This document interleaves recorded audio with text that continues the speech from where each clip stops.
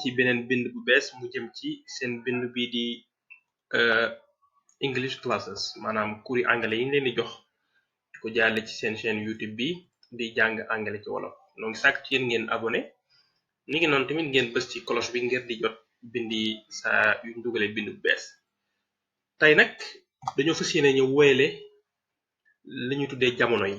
jàngoon nañ li ñu tuddee present continuous mooy jëf joo xam ne daa nekk di am jamono ji nga xam ni aji wax ji muy wax niki boo nee maa ngi dem maa ngi tëdd ok joxoon nañ exemple I am sleeping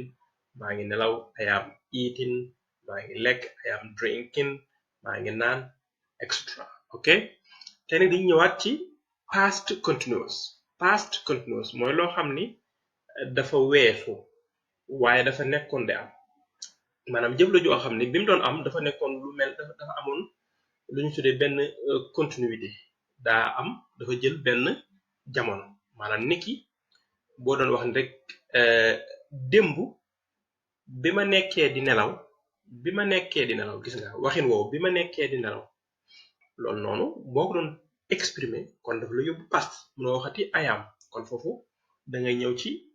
past continuous moo tax ñu lay leeral ne la it is used to express an action in progress in the past maanaam past continuous jëf la joo xam ne dañ koy utiliser pour exprimer loo xam ne dafa nekkoon di am dans le passé gis nga mbind mi ñu xonqal mooy wane ni mooy maanaam an action in progress in the past jëf ju nekkoon di am dans le passé loolu mooy maanaam léegi nag past continuous is made from the past tense loolu mooy ni ñu koy tëggee is made from the past tense okay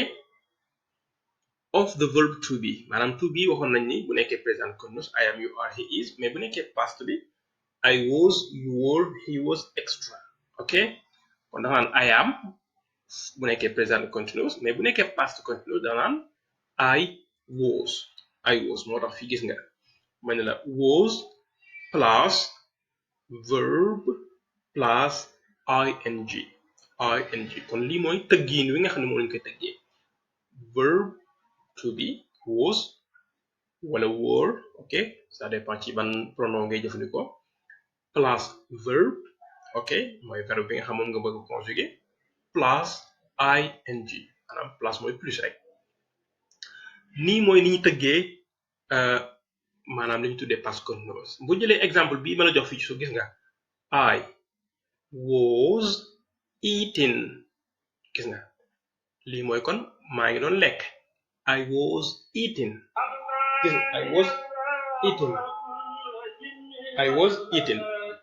loolu mooy li nga xamante ni mooy tolloog verbe bi nga xamante ni mooy verbe to be buñ ko yóbboo ci past continuous waaye ni ko noonu tamit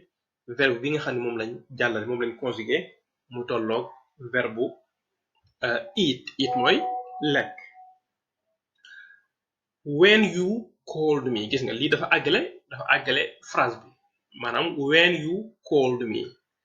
dama doon lekk bi nga may woo ok kon gis nga fii gis nga ñaari past am na fi bu njëkk bi past continuous la I was eating ñaare bi gis nga cold gi liñ tuddee simple past rek bi nga jàngoon la simple past nga xam ne verbe bi mooy cold nga yokk ci ed yaa ngi fàttaliku bu baax a baax simple past kon verb plus ed bu nekkee verbe bi regular I was eating when you called me dama doon añ wala dama doon xewlu lekk bi nga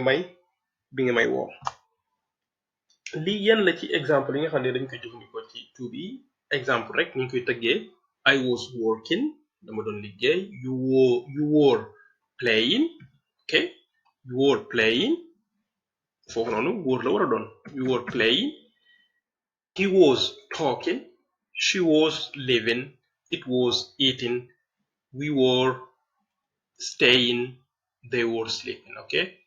you were playing mooy yaa ngi doon football yow he was talking moom mi ngi doon ku góor ki nga xam ne ko fi mi ngi doon wax she was living mi ngi doon dëkk it was eating mi ngi doon lekk li nga xam ne amul xel we were staying noo ngi doon maanaam dal wala resté stay mooy comme bu nekkoon da ngaa dem ab hôtel boo xam si ni fa ngay resté fa ngay résider. they were sleeping mooy ñoom ñi ngi doon nelaw. gis nga kon was ba jeex gis nga ing mooy li nga xam te ni moom nga yokk ci verbe kon tëggin wi lu yomb la. kon past continuous ñu répété mooy jëf joo xam ne dafa nekkoon di am jamono ji nga xam ni maanaam weesu woon dafa nekkoon di am nga xam ne doon nekk in progress. ok léegi ni ñu koy conjuguer rek mooy kon was wala were nga yokk ci verbe yokk ci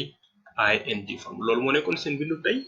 jëm ci past continuous. ñoo ngi sàkku ci yéen ngeen def ay tàggatu ay exercice ku nekk jéem a indi juróomi phrase juróomi kàddu yoo xam ne bu ci nekk day am past continuous. niki noonu tamit ngeen boole ko ak simple past yi ngeen doon def ngir mën koo comparer ràññale